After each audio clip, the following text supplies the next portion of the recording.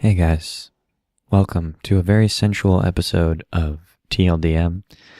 It's a rainy day here in Chicago, a little overcast, the kind of day you want to be inside, warm, bundled up, sitting around a table with your best pal and talking about tabletop role-playing games. I'm your host of this podcast, Alan Linick. Sitting across from me is the other host of this program, Tyler Samples. Hey everybody. How's those dice clacking out there? We thought we'd take things back a little bit on this episode of TLDM and dial away back, you could say, to the beginning. Wow. And to that end, we want to talk about Session 0. Yeah. A session where nothing happens, but everything happens. Before we do, Alan, do we have any recaps? We do. Let's see. Where did we leave off the last time we recorded? So one of the reasons we want to talk about Session 0 today is because we sort of had a mid-campaign Session 0 in the Western campaign because we found, drew from, and subsequently just golly blasted off with the deck of many things. Drew from? The deck. Oh, deck of many. I see. Right? Yeah. I was like, I got to find out who Drew from is. Oh, I see. Because you said we found Drew from. We found Drew from. Yeah. And the party and Drew from the deck of many things. I was just shocked because I thought I had kept Drew from a better secret. Oh, no. We've all put the puzzle pieces together. Oh, man. But we did draw from the deck, which we actually posted a Twitter question about to see, because I know it's a polarizing item. So we just kind of wanted to see what the general consensus was on it. And unsurprisingly, there is not a consensus. It's an item that seems to divide the player base pretty hard. Yeah. People either really love it or they swear that they will never, ever let it go anywhere near their campaigns or their characters. Yeah, it's funny. For me, as a DM, I enjoy it. Like, I think it's fun and stuff. I never really thought about it, but I think as a player, I wouldn't enjoy it. Really? Yeah, because it's like, it kind of makes light of things that you've worked towards. And, like, it's rather inelegant in terms of, like, its outcomes. It doesn't, for every one, like, there's maybe, like, 4 that where it presents, like, a cool adventure opportunity or a cool wrinkle. And with the exception of the, like, undo an event in history thing, a lot of it just feels like you kind of just get rewarded or punished immediately in a way that just sort of like for example, Aaron drew Aaron drew first. Yeah, and she drew 4 cards, I think. She drew 4 cards. Which is bold. Yeah, and she drew the I don't have the deck memorized in terms of like what each card is called, but she drew essentially the wish card. So she drew and received 3 wishes. Mm-hmm. She received the fate card that lets her undo one event in history from ever happening. She drew the card that gives you -1 to all saving throws, which she used a witch to negate. Mm-hmm. And then she drew the card that gives you a magic item, a magic weapon. And that was it. And it was like, wow, okay. Well, effectively, nobody else needs to draw because that was like amazing, perfect. Yeah, but we did. But you guys did, and you all had fun. What happened to you? Oh, and anyway, the course of it being that it's like -1 on all saving throws doesn't feel fun, really, to draw one way or the other because it doesn't really matter.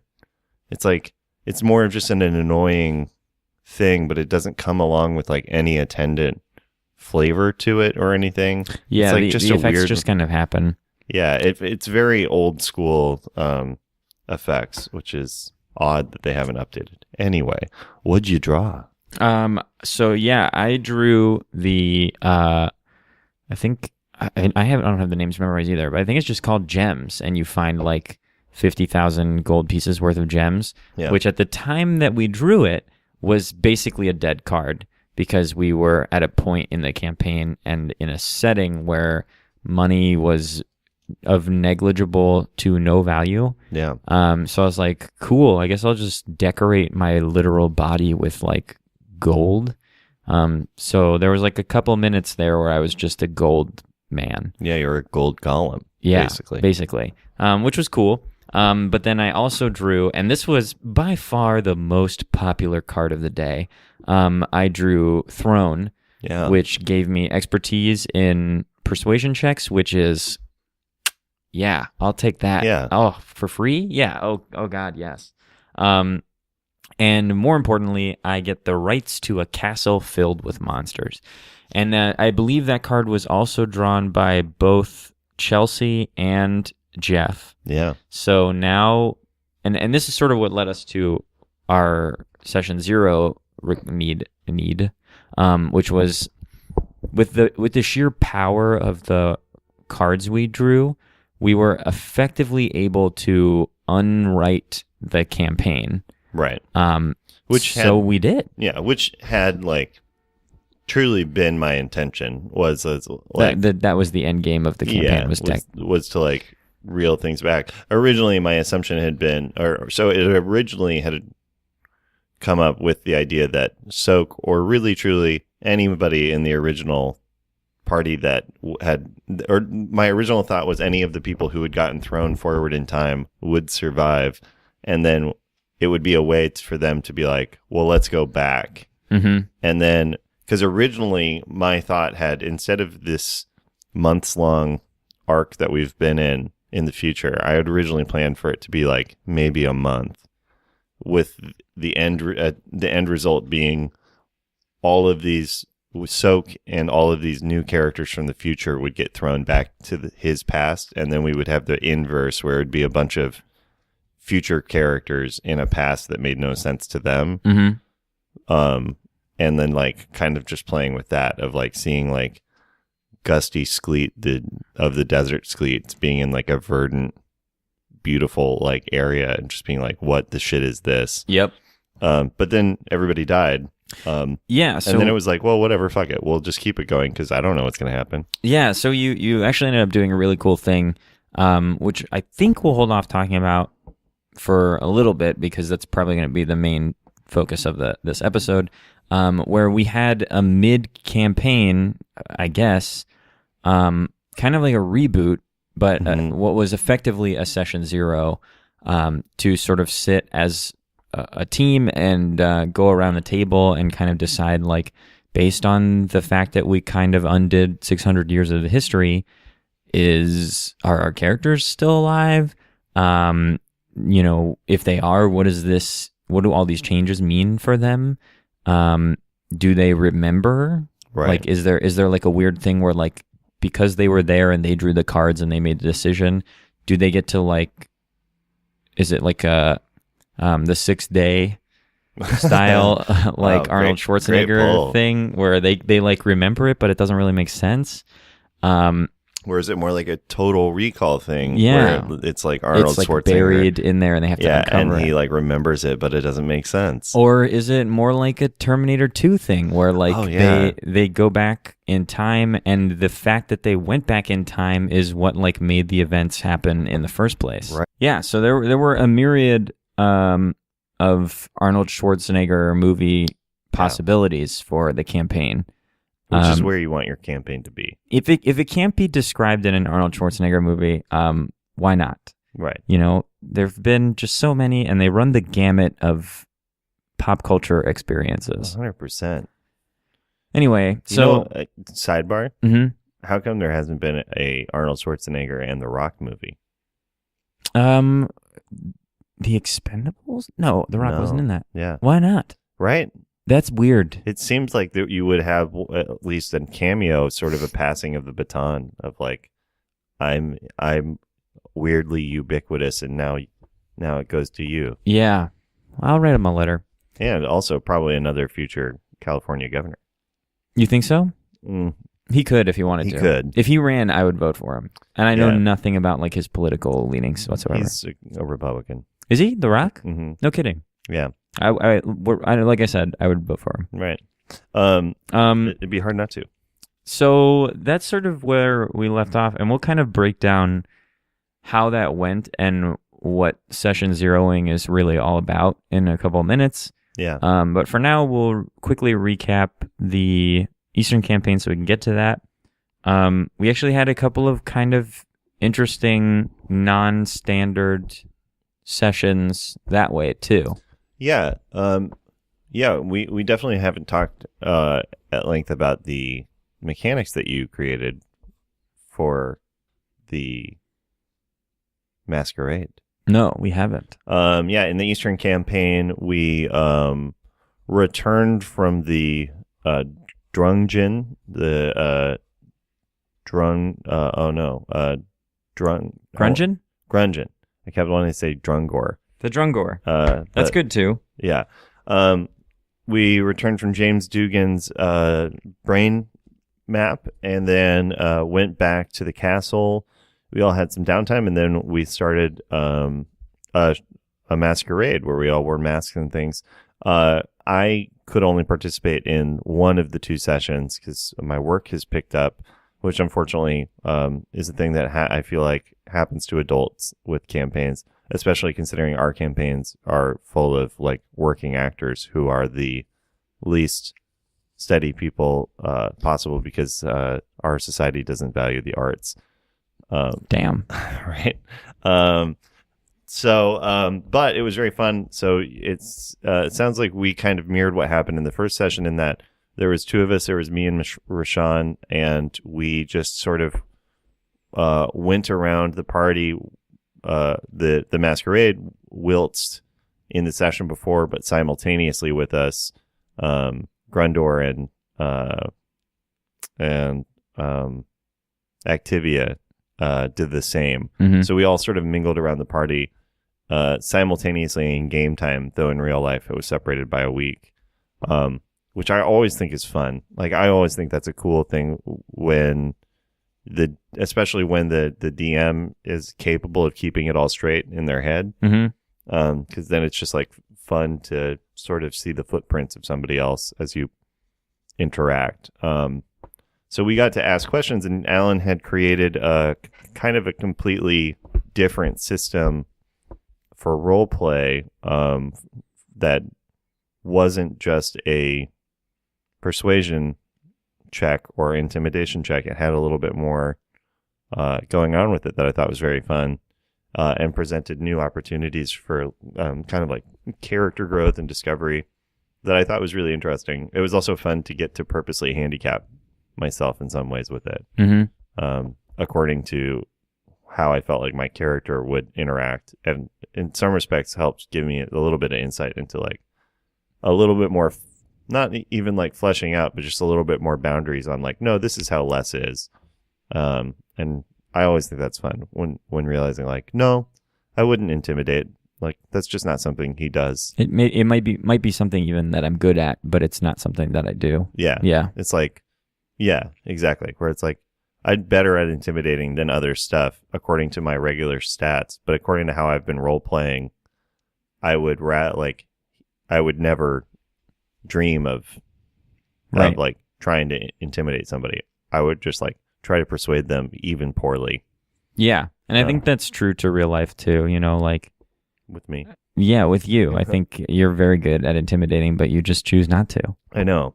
And I choose to instead go with my much worse persuasion skills every time. But yeah, I tried to set up a system, something this arc sort of built around Activia Becca's character, and with the Masquerade in mind, I figured that the options on the D&D character sheet, I should say more specifically, the 5th edition character sheet, didn't really lend themselves to the style of play that or like the vibe that I was hoping to set up. So I was like, well, I'll throw them out. So I did, and had the characters assign point values based on their charisma score to different social interaction categories, and then whatever those point values were, if you rolled on that skill, like seduction or intrigue or coercion or whatever, you rolled a number of d6s equal to the the point value of that skill. So if you have a 4 in intimidation, you roll 4d6s. If you have a 2 in persuasion, you roll 2d6s. And the idea was that everyone at this party, in typical like aristocratic fashion, is full of like plenty of shade that they want to throw and plenty of rumors that they've heard, and maybe even have been around for things or seen things firsthand that the party might find useful as they are continuing to sort of investigate Activia's parents. So I tried to create a sheet that housed a load of information that they could mine from these different characters. And I thought it might be fun, and I'm curious if it was. I thought it might be fun to break it down into things that were definitely true, things that were true but maybe less helpful, and things that were bold-faced, like just absolutely like rumor mill, spun out of control, untrue. And based on the rolls, it was possible for the person doing the check to get maybe a couple of things at a time from each category, and then have to like try to break down based on what they knew or thought they knew, which ones were true, which ones were false, what was pointing them in the right direction, stuff like that. Yeah, I found it to be very fun. I mean, it was interesting in a lot of ways.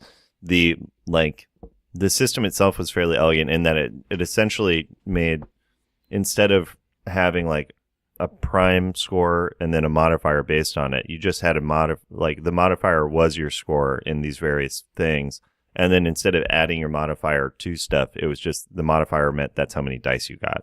So instead of a +3 in charisma, it was you get to roll 3 6s, 3d6 for your every time you want to roll. If that's useful for people listening to think of it in a different way, which is sort of what I thought of, which I was like, that, I mean, goes into a long tangent of how like sometimes I think D&D needlessly holds on to its old mechanics that don't work or make sense anymore. The prime one being like stats and or like modifiers and modifiers, where it's like there's no reason to have stats when all we use is modifiers. I realize that as soon as I'm saying that people are clickety clacking of like, there's a lot of times where all these special cases where the like your actual con score is important, and I understand that, but it's like it's needless. It's not elegant. It's needlessly complex to have a 12 in charisma, but you get a +1 modifier, a +1 to charisma modifier. It's just like you just have a +1 charisma. Yeah, and I see that. I do see that come up with new players too, where they get their first ASI, and they're like, well, okay, so I'll put 1 in each of these 2 scores because they're my lowest, and I want to like be a well-rounded character, which is a totally reasonable and fine way to do it. Right. And then to look over their sheet over their shoulder and be like, well, you bumped them both up to odd numbers, so there's no like mechanical. You basically wasted your ASI. Both of them. Yeah. Yeah. And having to like break down and be like, well, because the way the formula works is you subtract 10 from the thing and then divide by 2, right. And you round down. So you can't, if you make them both 13s, nothing's going to change for the way that you roll dice. And like having to break that, when you break that down, like if you're familiar with it, it makes sense, but I think it only makes sense because you're familiar with it. Right. And if you really like do the thinking through of that, like how that works. It seems like there's plenty of room to borrow from other systems, which is what I did to create these sessions. I borrowed from specifically Mouse Guard and Tales from the Loop, which are 2 RPGs that don't use like a modifier system at all. They use basically what we're talking about, which is your score is the equivalent of how many dice you roll, and rolling more dice makes it more likely that you will hit a success on one or more of them, right? Which is very cool. Which is fun, I think, and rolling dice is part of the fun, right? Especially, and for some people more than others too. I know, even in our party, that's true. Yeah. So, trying to create a system that would encourage a player to decide their strengths, so that's sort of how this broke down, decide your strengths, then play to your strengths, and then roll a bunch of dice is like what I was trying to push for. It was very fun. Anyway, yeah, so to answer, I enjoyed it. One thing that I thought was interesting, that was a mechanic that I quickly realized that was in its own way useful in terms of this specific dynamic of the like dirty truths, little truths, and white dirty lies. Was so it was I think you covered this, but a 6 meant it was like a complete Here's secret. a clue. Clue. A 5 meant just sort of a general fact, and a 1 meant a lie. So if you would roll, sometimes I realize it's actually equally useful to only roll 1 because then it's a lie, and then you can cross-reference it later against other things because you can be like, I know this is a lie.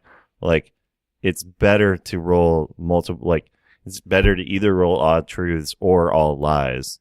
It's not bad to roll a bunch of lies because you can still use that information, which is a little metagamey. But I feel you can argue that it's the equivalent to an insight roll of I can tell they're lying. So I thought that was really fun in terms of compiling a list and stuff.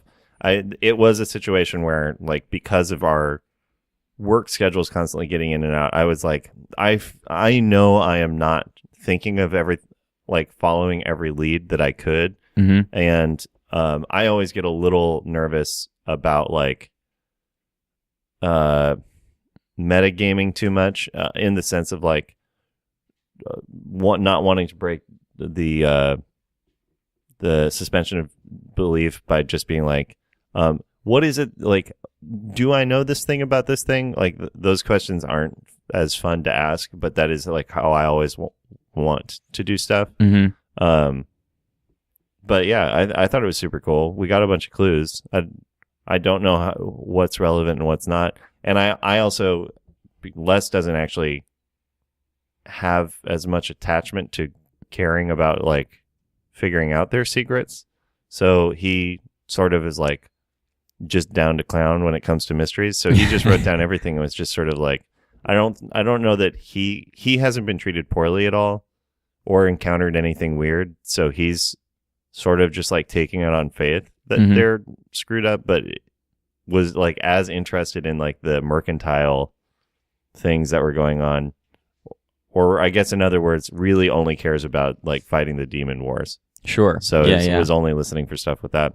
I thought it was very fun. Good job. Thanks. Yeah, it seemed like it worked. So I'll probably try to refine it, and I'll keep that in my back pocket as a way to run social encounter sessions. Yeah. That's just a little more interesting than, every so often make a persuasion roll. How did you, out of curiosity with it, because a classic thing with D&D is always the DM having the rumors chart and stuff, which is a thing I've rarely used because I'm just not creative enough. I feel like. How did you go about creating your definite truths, clues, general truths, and lies? Sure. So I broke and it which down was in which, a section. and tell me all the details. Ooh, yeah. Oh well, let's start with what did Les? The party hasn't really had a chance to reconvene at this party yet and share all the information they've learned and kind of where they're leaning. But it seemed like by the end of your session, and at the end of the other one, that everyone started to develop pretty clear ideas about what they thought was going on. Yeah. So I'm curious about what your verdict was based on the people that Les talked to and the rumors that he heard. I'm trying to find my sheet of clues that I wrote for myself. I don't have it. I believe Les's theory is that the Dannon family, that the mother, that it's a matrilineal line with always just one daughter, and that the mother passes her consciousness, basically soul swaps with the daughter, and so it's been the same intelligence, the same sentient force, kind of taking over its biological daughters down through the ages, which explains why it's married to a elven man, because he's long lived as well. So like that they're kind of in cahoots, down through at least the last 100 years is like the basic assumption that I have.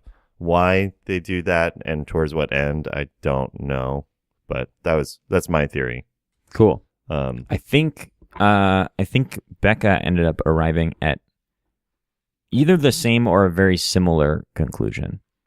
Well, I hope so we're right. We'll have to find out. We'll wait and see. Yeah. But to answer your actual question, I started with, and for anyone out there, this certainly isn't the only way to do it, and I'll probably try other ways. Sure. But the way I did it that ended up feeling natural and kind of effective to me, was starting with a truth, like whatever the truth that actually is. What is the true thing? And then basically kind of like writing, in a couple of paragraphs, writing the brief explanation of that truth. Okay. And breaking that down into like, okay, well, if this is what happened, then what does that mean about this? And then that became a factoid, right? So, for example, if we'll make up a totally different hypothetical. Here, let me make up a hypothetical. Great, so that for you it. don't have to run the risk of anything. Let's say the truth is that her husband is a doppelganger, right? And they killed the husband and replaced him with the annoying way the doppelgangers work now. They didn't kill him. They have him chained in the basement so that he can skim his memories every week. Right. So they have him chained in the basement in Cool. a doppelganger's house. So what does that mean, right? That means, if that is what's true, that means that they're keeping someone alive in the basement in it like a hidden room, right? Mm-hmm. So food is disappearing. There's an extra mouth to feed. So that's a tidbit that I can now like categorize as potentially evidence or a clue to point people in the right direction. And would you right? classify that as big clue or just general truth? Probably depends on wording, right? Sure. So if it's a servant who's like, yeah, I caught Lord Dannon like taking bread and like just the blandest food, like random chunks of old bread that we were going to throw away, and like probably it's like murky cinnamon water, raisin bread. Yeah, like nasty shitty, bread. gross bread, and it's just like like good bread that got ruined with raisins. yeah, like or like something that somebody dropped or that is about to spoil. I keep catching him with like plates of it, and he like in the middle of the night is going down the stairs towards his study, and I keep like catching him doing it and like kind of turning a blind eye because he seems not to want to talk about it. Yeah. Or if that's what's going on, that means probably that if he's chained up, that means probably that Lady Dannon is aware, right? Like she knows. She's obviously in on it too. So like maybe if that's what's true, then she had an extra, like the layout of the house is different. She had to doctor the architectural plans of the house or like cover up a false wall or something because she turned a room that already existed in the house when she inherited it into torture chamber / hidden Lord Dannon holding cell, right? Right. So someone who's old enough to remember being here the last time might be able to offer a clue that relates to that, right? Like, man, this room wasn't laid out like this the last time I was here. I know I was little, but I distinctly remember there being stairs here. Yeah. Or something like that. So those are clues. So these are clues. So if that's true, also, so then going the other way, if that's the truth, what are things that can't or are like either totally don't matter or make sense to that, or cannot be true if that is true. Yeah. Right? So if that's the truth, then maybe the lie is like, I heard a rumor that Lord Dannon actually, they because I think don't doppelgangers they am I crazy or do they bleed like a different color or something like that? And Is they there a might. tell? Maybe not. I don't think so. Cool. I think they essentially. They literally like kind of become Yeah. you. So maybe the clue is like, oh yeah, Lord Dannon, I saw him doing like X cleric of like life cleric spell or whatever, which wouldn't be possible, or like he has XYZ like holy symbol that he draws power from, which wouldn't be possible for doppelgangers, which I believe are all evil character, like they are by race evil characters. Wouldn't be possible for them to like worship this deity or receive power from this deity. So just kind of like starting with a baseline, because I think the problem with a lot of mysteries or trying to write mysteries is you run the risk of worrying behind the screen that it's too easy or too hard. Yeah. And I think you just have to throw that away. Like if your players all figure it out, nice. Like cool. Yeah. Probably they're going to feel good about it, right?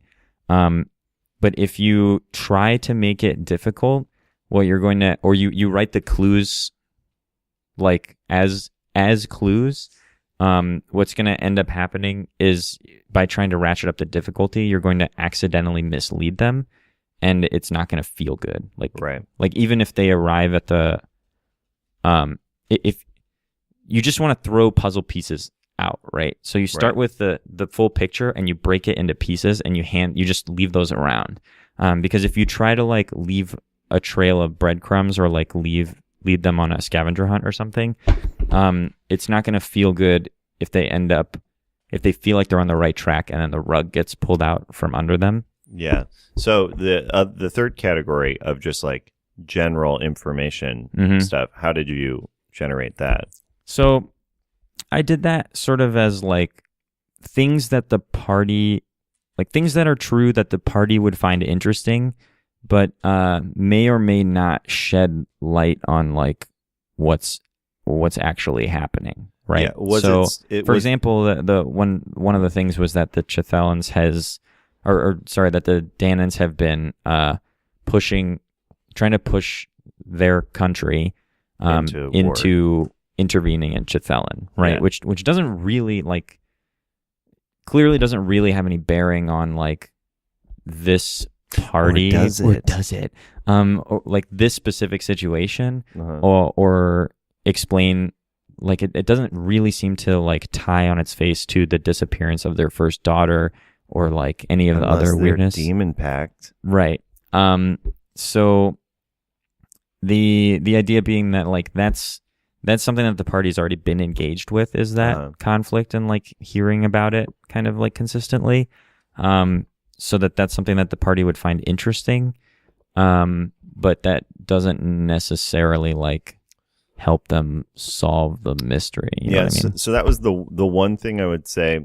And like I said, I really enjoyed it. So I don't even think of this as a criticism. The one thing that I did experience was if I rolled like a 6 and a 5, I didn't know which also couldn't tell clue? Which was a clue and which was flavor. Right. Because of the way that mysteries work, where it's like, oh, they had the same color hair as the clue that unlocks the case. So I wasn't sure if it was like, and I think this maybe was just like me not being clear going in of like, if it was, so I guess like maybe even having a more explicit like, this is and you will get information about stuff that is explicitly just them making small talk that will just like give you more exposition in the world in a way that is a little more interesting than the DM just like sending you a sheet, which I thought was really cool, which I treated like, I assumed that also because I have seen the curtain pulled back, so a little more, so I am more aware of like the world information than anybody else in our party. So like, I think I had enough of a sense of it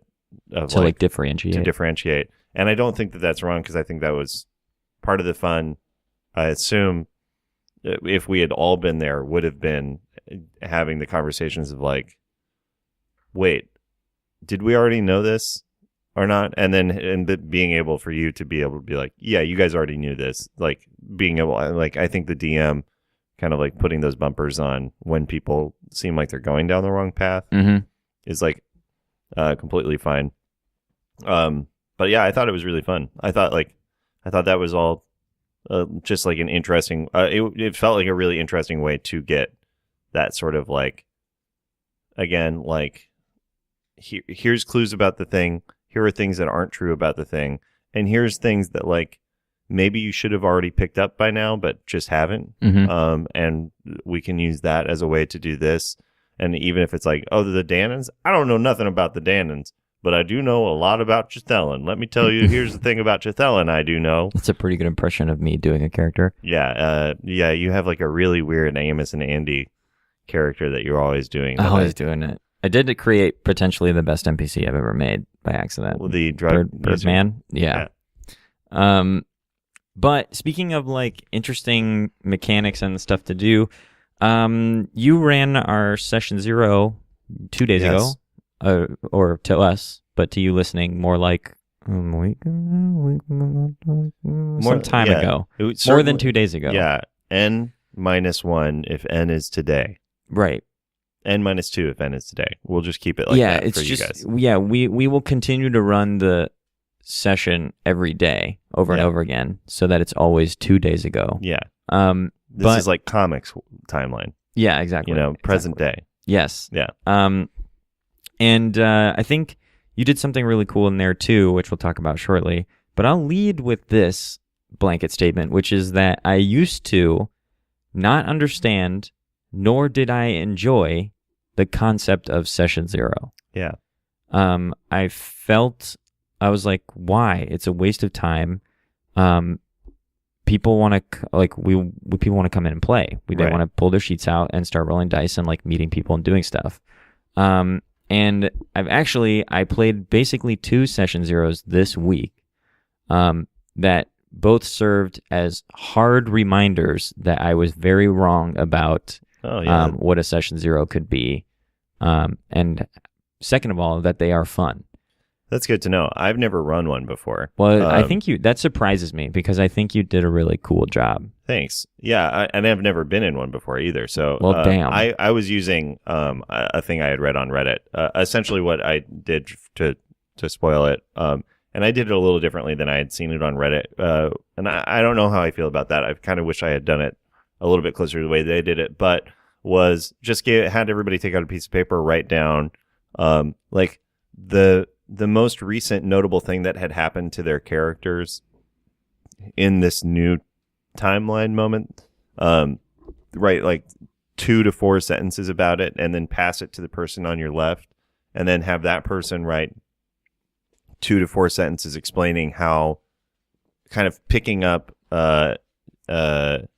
immaculate. What is it called? Immaculate Corpse? No, Elegant Corpse. Oh yeah. I forget. I think that's what it is. Elegant Corpse. Elegant Corpse. Yeah. Where you fold a piece of paper. The drawings. Yeah. And so they pass to the left, and then they would add in how they participated in that moment, or how they were involved with it, just to start to create connections between the players, so that they would already kind of have shared backstory, which was the explicit goal of it, was just so that we wouldn't have 5 strangers in a tavern. Again. Because that was the thing that the last time when we started this campaign, I realized pretty quickly of like, I've really given you guys no native reason for you to care about each other. I've given you a reason why you are all forced together, but I was like, but we started from scratch. Like, it kind of sucks that we didn't start with like you guys already like being a thing, being motivated towards each other. So I just wanted to like address that. It's been something that I've been thinking about for a while, especially since we effectively rebooted our cast when everybody died slowly, and we like replaced their platonic ideal one board at a time. I'm mixing my metaphors. But I will say from the participation side that it was really cool. Yeah. Because it gave us power to to not only like insert our characters into other people's backstories the way that we want, like while retaining control over our characters, Yeah. but also it allowed us to like draw connections on our own. So, for example, we sort of like inadvertently stumbled over this thing where we're all basically like tied to the food world in some way. Yeah, I thought Or, that like, was really interesting. Jeff's growing herbs, or I should do character names, I guess. Kamal's growing herbs. No, now he's Trevor. That's right. He goes by Trevor now because he never met a Kamal. Yeah, and and forest so never burned down. I want to like briefly sidebar just to explain what happened, sort of Dungeon Master's side or world side. At the end, after they had drawn cards, the big bad Dracolich, Vakix, was coming down on their heads, and Aaron used her undo an event from history, from an event that has happened card to very specifically say, I want to undo him becoming a lich, which I chose to take a liberal interpretation of it because it was like, we're ready for this part of the campaign to be done. Let's agree. So I chose to interpret it as that she essentially was asking that the lich ceremony fail instead of succeed, to turn him into a lich. Which I was like, that's actually, because we didn't have there wasn't any presentation of like, here are your options of what you could do. It was just sort of like, here's your power now. Yeah, you can change one thing in history. What is it? And so that was sort of her choice. And it was like, cool. Well, that wipes effectively 2,000 years worth of history because he's been, or at least certainly the last 1,000 years of history, because the whole reason you guys are in the future in the first place is because of his like presence becoming known. Yeah, it's like a Samurai Jack Aku situation. Yeah. But before that 1,000 years in the past, he was essentially entombed and no one knew it. So I was like, cool. It actually doesn't erase all of history. It just erases more or less 1,100 years of history. And then we, before we did the character stuff, we just sort of talked through, which I found very helpful and very useful, just to like let everybody kind of clear the air and make active choices in terms of like, cool, do you guys want to stay in the future? And the general answer was yes, we're all playing these characters. There's no reason for us to go back. And then it was like, great, what kind of game do you want to play before we decide anything, before like I make any world building decisions about what the future is now, or like what the world is now that it's the last 1,000 years have been different. What kind of game do you guys want to play? And I thought that was a really slick move too, of like leading the discussion by asking us questions rather than because I think there's a lot of sometimes weird pressure that DMs put on themselves where they're like, I have to create the world for everyone and I have to curate it and like make sure it's good and like whatever. I need it to be fun for everybody and it has to be completely original to me. Like I need to surprise them with this cool world I made. Yeah. And that I see that a lot where like you go to join a game and someone's like, yeah, great. Read this 5-page document where I outline everything that's been happening and like what races are allowed and blah, blah, blah. And I think that's all well and good. But like, if you're going to have a session 0, I think you did a really cool job of it of like, great. Well, if none of this has happened and the desolation that we've experienced was never a problem. What does the world even look like now? Like what kinds of advancements have we made? And we were like, well, I guess we're like in a Victorian style. Well, yeah. And because specifically what I thought was interesting, also a thing I did that I can't recommend highly enough. I haven't even checked it yet, but I just used this like nice recorder that we're using to record this now. And I just recorded the whole session 0, not for any intention to release it. I wouldn't punish our listening audience with a 2-hour rambling session 0 conversation. But maybe just if people want it, maybe we'll put it up somewhere. If you want it, we'll put it up. But mainly I recorded it just so that I didn't have to take aggressive notes the whole time and would still have a record of what everybody said, which I suspect will end up being useful. But Yeah, so the first thing that we kind of talked about was, cool, before anything else, what kind of game do you guys want to play? Do you want to play like an intrigue, like the sort of like subterfuge, intrigue, social game? Do you want to play like a spacefaring game? Like if you can imagine, like we can imagine any type of game. It doesn't need to be classic D&D, and then we'll make things fit to that. And the decision was, well, we got these castles, these castle cards, and I think it would actually be very fun to get these castles. Mm-hmm. And it was like, cool. So we'll agree with that there are castles, and we're just going to do kind of a, as Jeff put it, a slash and bash dungeon crawl. Now let's figure out what the world is that these things are in. And then, so from there, it was like, what's the world like? I guess it's pretty nice. And then I think, I forget who, but somebody brought up of like, I was like, cool, 1,000 years have gone by. I guess the question is like, are things more or less the same as they were before, or how has society changed? Just to be curious to see what people's responses was. And they were like, I think it's more like Victorian. And I was like, great, we're doing a steampunk-ish kind of campaign now. Which is rad. And not something that I had given any thought to. Mm-hmm. And is exciting. Anyway, so it was a lot of just like floundering questions. It didn't feel floundering. That was good, because like the point was I was more just being like, I really don't want to come in with any assumptions. I just want to like see what people throw out, and then throw out a thing of like, well, I guess based on what you just said, I could see it being like this. Does this sound fun? And then hoping that people would feel comfortable being like, no, or what if it was this?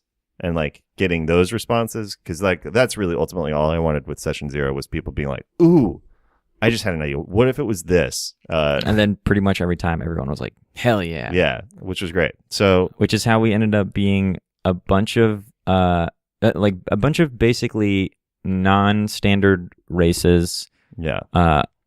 Who work at a resort town where it's like where the volleyball championships are held every year. Yeah. And we all decided, because we were basically the only like non-human, non-elves around, and we were tired of what that feels like.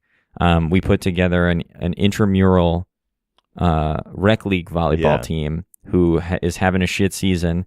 And as the season comes to a close, we realize we're bored, and we put on our jerseys and we go out to get our castles back. Yeah, and you guys have all discovered that you have inherited, like, have rights to castles, and are like, well, fuck it. We've got 8 months before the next season start. Let's go out and do it. And for those at home who are like, tut tut, no way, I just want to point out tennis was invented in the Victorian era, and I see no functional difference between tennis and volleyball in terms of like what sports are. Yeah, so it makes just as much sense to me that volleyball would be invented like in a Victorian era society. They were even playing tennis back in Elizabethan times. Yes, that game you're is right, old you're as right. shit. Yeah. Yeah. So yeah. So, like, also fantasy world. So like, eat a dick, hypothetical. Yeah. Detractor. And we did establish this is like Victorian era clothing standards for this volleyball team. So it is like full pantaloons. Oh yeah. But we also have like their jerseys. They're like graphic jerseys. 100%. It's just like they're not like loose cut tank tops or like tight like bun shorts. We did decide, though, I don't remember if we decided this in here or on our way out, but we decided that Mike's was oversized. So it is his wizard robe. It's just like way too big for him. Right. So it like we did is a robe. That. And that mine, I've cut the back out of it and I tied the sleeves around my neck. So it's basically like a chef's apron. Right. Because you're playing a different character now. I am. I'm playing a pot-bellied, like middle to late aged half-orc cook / fighter. Yeah. But mostly cook. Yeah. And I'm thinking about running around with a warhammer that's reflavored to be a ladle and a pot lid as a shield. Fun. You know, you might want to look into taking the Gourmand, the Unearthed Arcana feat. I thought about it. Yeah. I don't know. Maybe I'll earn it. Yeah, maybe you but will I'm earn not it. like a critic. I'm like a chef, you know. Right. So I just took the guild artisan background. That's very fun. chef's proficiency, cooking supplies. Yeah, and I guess to like cover it, so as a result of the discussion, the other thing that came up was like, cool, history's been sort of rewound and then brought forward again. So who do you guys remember anything or not? And the decision was that generally it was going to be treated as, no, we have like sort of flashback, Lost style, like flashes of memory of this other existence we had, but we in general won't, with the exception of Mike's character, who's this, who's, you know, a planeswalking or a plains shepherd, ranger type. Mhm. And so he decided to change his class to be a divination wizard, but that he does remember everything and that he has actually spent the last 6 months connecting everybody. So he was like essentially sort of behind the scenes, like introducing everybody to each other to reform this group of his friends who otherwise didn't know each other, which doesn't have any effect on anything, but I just thought was like a fun. It's really interesting. Well, yeah, I like the continuity of that, of like a character that is essentially a meta character. Mm-hmm. And is like, no, we're supposed to be friends. Yeah, like because in other realities we are friends. Yeah, so I'm and gonna it must make this matter. happen. Yeah. Yeah. Which was super interesting. Yeah. But I think the like key takeaway, and you know, not to get too much into the other one, which was honestly like 4 hours after that session, I ran. Oh, also, I just want to cover Go what ahead. everybody else is. Yeah, sure. Chelsea's continuing to run Sheriff Boots, with a slightly changed thing. Jeff is running Kamal, who went back to No Name and then took the name Trevor. For those of you who listened to your side adventure. That's right. Trevor the pervert. Trevor the pervert, because he doesn't know because he never met Pepron. Right. But so he's gone back to being a furball, and since the conflagration fire that made him into a wild sorcerer has never happened, he's a druid. Which is neat. That's such a smart, cool choice. And Erin decided her character, Gusty Skleet, the barbarian Genasi, kind of like desert wanderer, wouldn't have existed. So she is instead Busty Skleet, a rich, well-to-do like landowner heiress of the genteel Skleets, and goes by the nickname of Krusty, but is still a barbarian, and is still an outlander, but is just sort of a like weekend warrior kind of person, which I think is like a very fun. Owns an ATV.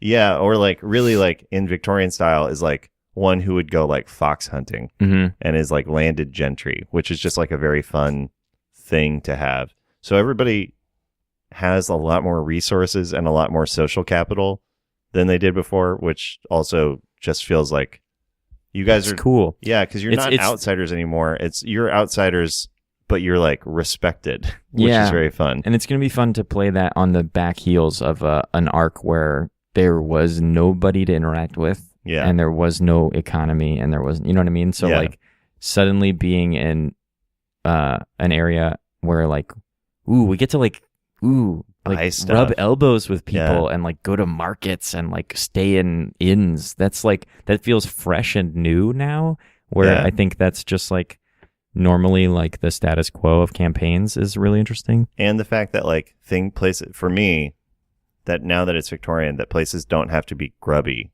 in the same way that it doesn't have to be subsistence living the way that it does in a standard D&D game. Like you got your chimney sweeps and your lamppost lighters, but you also have like tailed suits. Yeah, essentially we're playing Eberron. I realized like as soon as we started talking about it, without like all of the stuff. Right. Which is Eberron fun. light. Yeah, which is the way I want to do it. Anywho, though, I did do another session 0 later that day, as part of James D'Amato's one shot RPG stream, which maybe we'll post a link to in a description here because they're about to kickstart it. But it's going to be a show, an Invisible Sun, basically promotional show? Question mark? Sure. But that game is very different in some ways, in a lot of ways, very different from Dungeons and Dragons. But It's made by Monty Cook. It is made by Monty Cook, who is Oh. one of the lead designers of 3.5. Mhm. He's behind Numenera. So much stuff. He's an interesting dude, to say the very least. Sure. Um, You got to meet and speak with him? I did not. Okay. But maybe one day. Monty, if you ever If want to you're come on the listening. show, Monty. We like you way more than that Matt Merles. Yeah, what's his name? Matt Merles. Yeah, Matt Colville. I don't know. Leave him off. Yeah, you know what my problem with Matt Colville is? What? Everything. Yeah. But we did get to do that, and both of those sessions, it was super fun. And I think the key to making a good and interesting session 0 is to make them creative. Yes. Lean on, speaking again from the DM standpoint here, lean on your players. And weirdly enough, I think this ties back into like, should you use the deck of many things in your campaign or not? And answer to that question is, if you have a story on rails, which that's great. Yeah. If you have a story on rails and you know where it's going and you know where you want it to go and you have a carefully or meticulously planned world with a lore that you've curated, and players who like enjoy that, like getting to be heroes in like a structured, like familiar story setting, do not throw the deck of many things at them. No. Likewise, do not Or be probably prepared don't to retire those characters once they have. Right. Yeah. And at the start of that campaign, probably don't run a session 0 because it's not necessary. You can cover all of that information, or do as like a meet and greet and like a hangout. Yeah. But you can cover all the information that you need in like a handout, or like a readout, and then like create characters together and figure out how they know each other, and then that's that. But if you if you run a campaign in a different way, where as a DM you're like, yeah, I'm just following these players. Like I just want to follow the players, and I want to give as much creative power to the table as I can. Running a creatively oriented session 0 is the coolest. Yeah. Because we got to sit around and decide, like, how do we know each other? What is the world that we play in? And the answer to that question is always going to be like, it's the world we want, right? Right. So the players end up telling the DM, I can only imagine what it felt like from your side, because Great. the players end up telling you or giving you tools, right? It's like, here are the things that matter to us. Here are the things that are interesting to us. Yeah. Here's the world we want to play in. And some other things that happened in that I thought were super fun for ours was, so like I have a map of the continent that we're on that I made, or that you made so long ago, that I've fleshed out a little bit. And so I was able to be like, here is how things looked 1,000 years ago. Does this map look the same now as it did then? Which I think is actually like a really useful thing to spur people's creativity without drawing them in. Because if you guys had been like, yeah, this is all flooded now, it would have been like, awesome, this is all flooded now. So it like allows people to have to be like, there are mountains somewhere and stuff. And instead, I think it's a useful thing if you're doing a session 0 to make a map that you can then be like, this isn't the world now. This is the world 500 years ago. What does it look like now? And see if people have any changes they want to make to it. Mm-hmm. And then also being like able to give people the world history as of 1,000 years ago and be like, where do things stand now? Is it wildly different? Is it what or whatnot? And so there was a lot of things of like, people being like, I think the gnomes control this area. I think refugees from the demon wars all got centered and placed here in the desert, which is like a cool, fucked up thing that this world has now, that there's like a desert refugee camp. Yes. That like the empire had broken up and was into like smaller principalities. Yeah. And I think to sort of like cut in on this, is to say, the tone of this session needs to be clear, right? Like because, and this is something I didn't understand about session 0s when I first started hearing about them. They shouldn't feel like work. Right. This is the game as well, right? We're here to play. So the reason I made the distinction between like, if you're running this kind of campaign, maybe you should skip this. Right. Is because if, as a DM, when you lay this out, you need to be willing to, and probably willing to like excitedly accept any and every suggestion. Yes. So if you know, and the reason for that is that you want your players to open up and like get into it.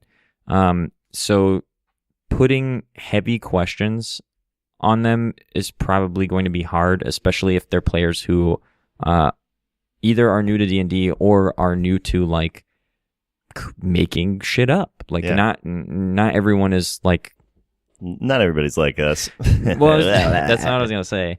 Just that not everyone has.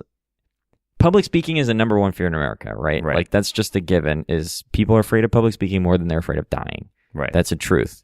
And the reason for that is that failure sucks, and nobody wants to feel like they're like everyone else in the room thinks they're dumb or that their ideas are bad. Right. So if you're gonna ask a question like, "Cool, who lives in this town?" and your players are like, and someone at your table is like, I guess it's just all Dragonborns. It's all yellow Dragonborns. Then okay, stupid. Yeah. Yeah, then that feels shitty.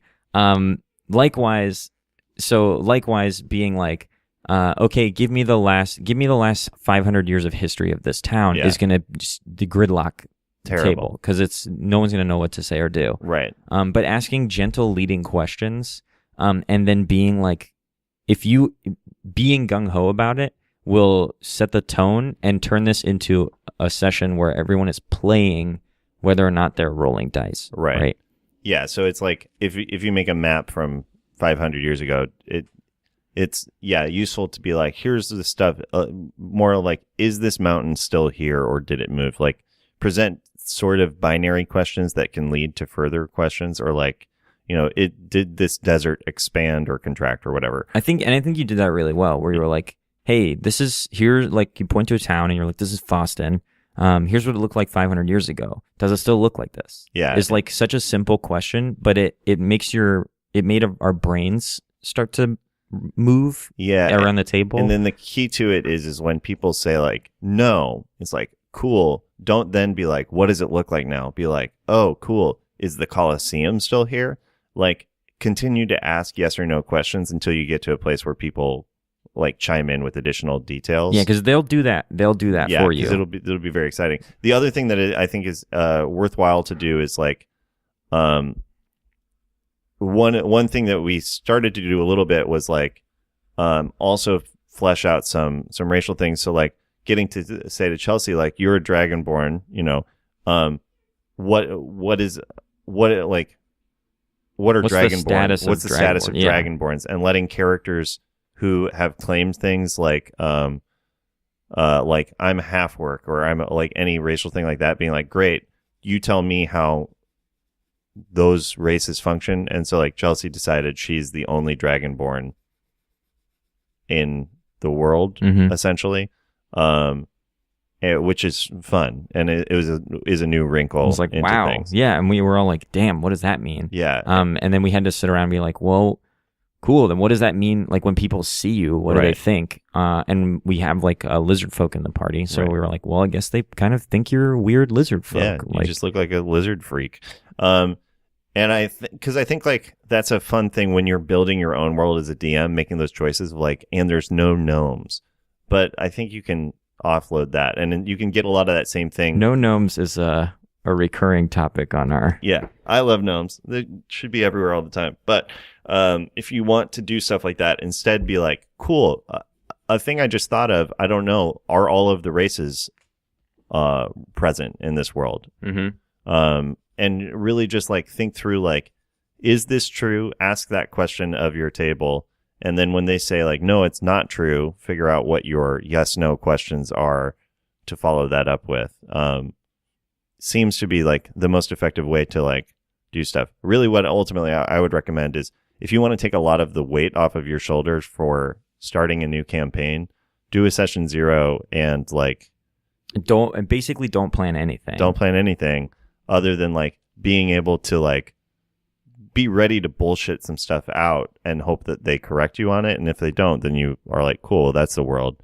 But really start with like, what kind of game do you guys want to play? Because also, I wasn't expecting you guys to be like, we just want to do a dungeon crawl. And like I talked about it with Erin later, and we had like a big discussion about where she's like, I mean, it's fun and all, but like at some point, I just want to like fight and kill stuff.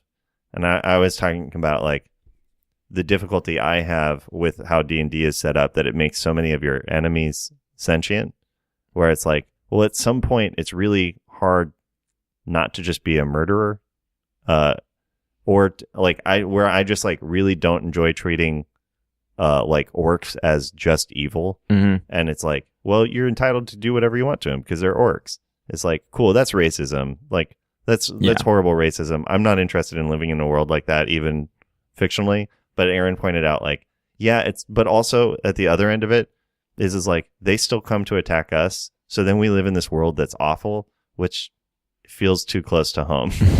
And so it's like, yeah, you're right. There needs to be like a sense of escapism, especially when everybody wants it. So we'll play towards that. And I mean, the game, out of the 300 pages or 200 pages or whatever of the player's handbook, how much of it is about like setting up role play, and how much of it is oriented towards what your character can do in combat? Right.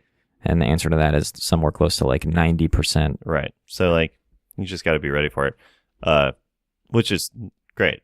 That's easy enough for me, and that is easy enough to just... See, like I feel almost I do love fighting. Fighting's super fun. Yeah.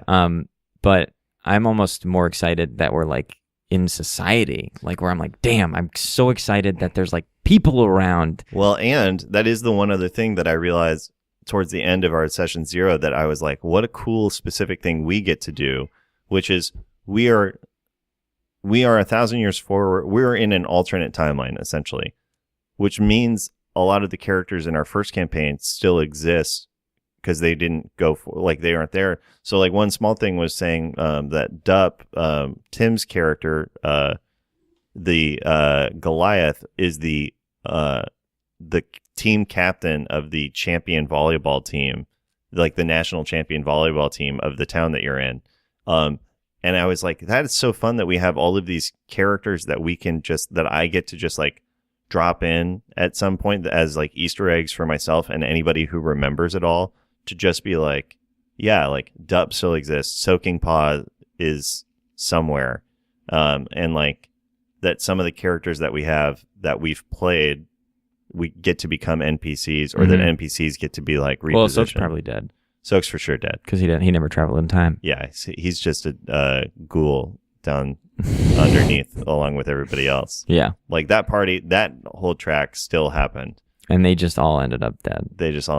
Actually, no, Soak never left. Soak never left Hobbit. That was the one thing that would have changed, was Soak never left. Yep. So he's just down in the Hoblands, missing his dead wife.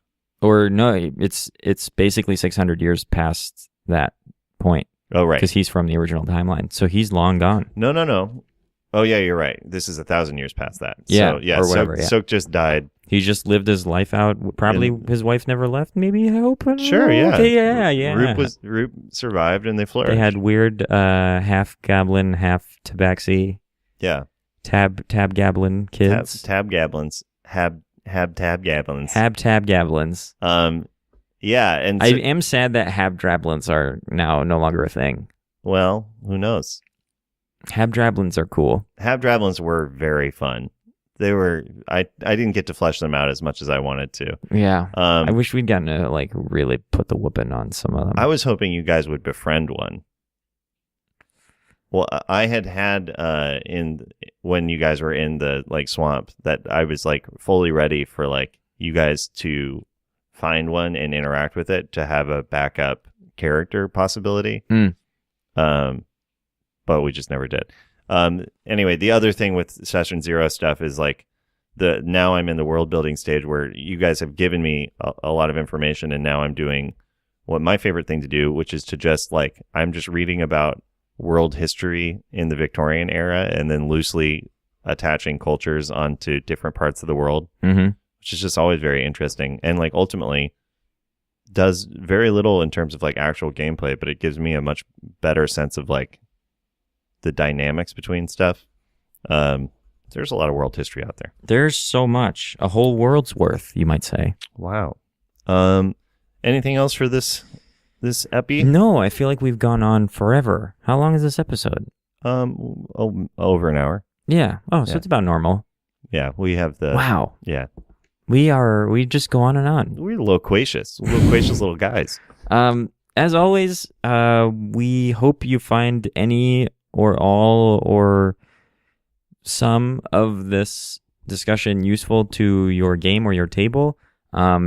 Either way, we'd love to hear from you. Yeah. How have session zeros that you've been in or run in the past gone? Yeah, or like what are tools you use for world building in general, or especially after or during a session zero? Have you yourselves ever thrown out the D&D rulebook and substituted something else for a specific session or encounter style? Related, have you whilst playing D&D like thrown out for a specific session and then just adopted it? Because I know that's something that you discussed as even a possibility of like, I don't know, there's even a chance we might just like switch over to this system at some point if people want to play it.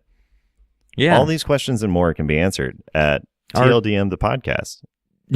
Yeah. On Twitter. Yep. Yeah. Or just TLDM podcast. Yeah. There's no the.